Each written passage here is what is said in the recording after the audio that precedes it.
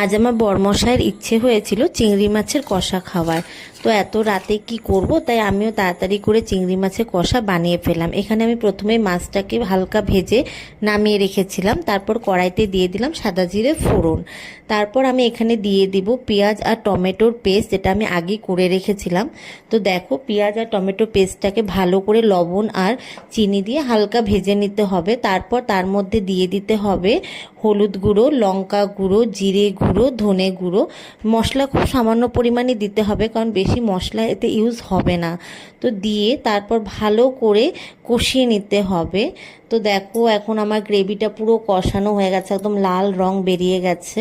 তারপর আমি এর মধ্যে দিয়ে দেবো খুব সামান্য পরিমাণ জল, কারণ রান্নাটা হবে পুরোই গ্রেভি। তো জলটা ফুটে গেলে তার মধ্যে আমি চিংড়ি মাছগুলোকে ছেড়ে গরম গরম নামিয়ে ফেলেছি। দেখো, চিংড়ি মাছের কষা। বরমশাই তো বলেছে ভালো হয়েছে, তোমরাও বলো কেমন।